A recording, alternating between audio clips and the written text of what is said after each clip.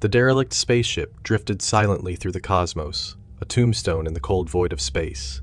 Its metal hull was scarred and battered, the remnants of a violent past etched into its surface.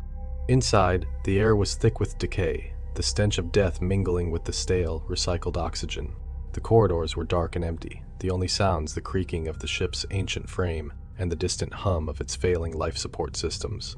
Captain Lila Ward led her crew through the desolate vessel, their footsteps echoing eerily in the silence.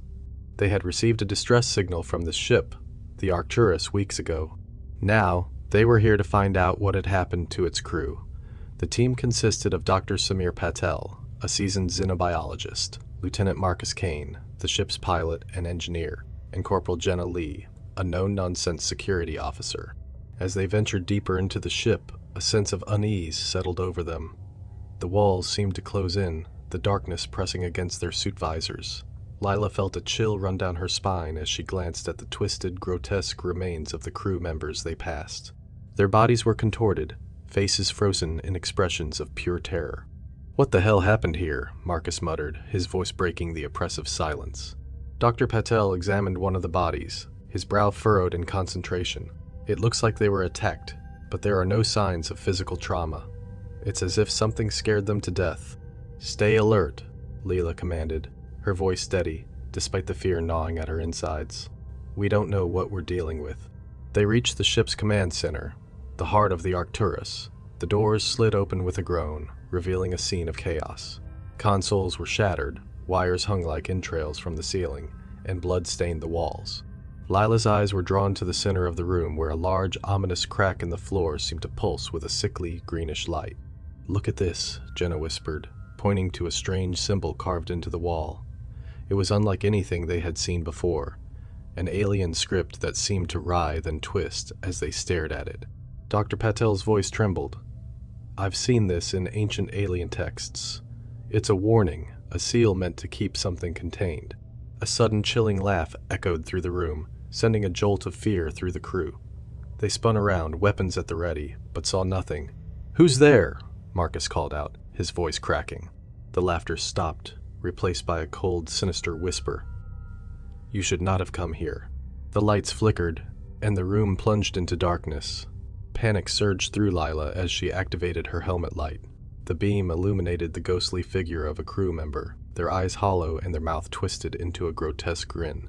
"Leave this place," the apparition hissed, before vanishing into the shadows. "What was that?" Jenna gasped, her grip tightening on her weapon. Dr. Patel's voice was barely audible. "I think we've awakened something, an entity that feeds on fear." They pressed on, navigating the maze of corridors that twisted and turned like a labyrinth.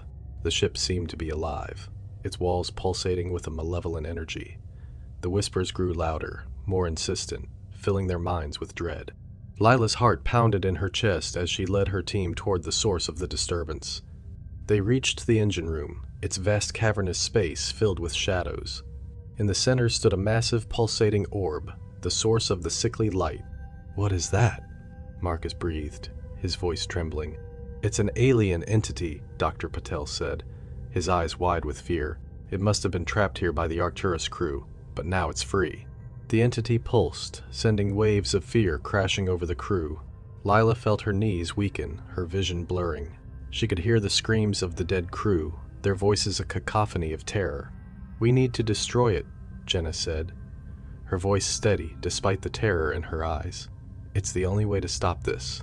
They set charges around the orb, their hands shaking as they worked. The entity writhed and twisted, its whispers growing louder, more frantic.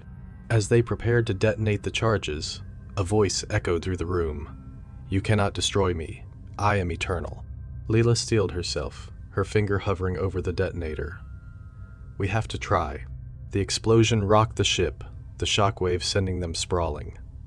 The entity let out a scream of rage and pain, its form disintegrating in a blinding flash of light. When the dust settled, the crew lay on the floor, dazed but alive. The whispers had stopped. The air was still. "We did it," Marcus said, his voice weak with relief. But as they made their way back to their ship, Lila couldn't shake the feeling that something was watching them.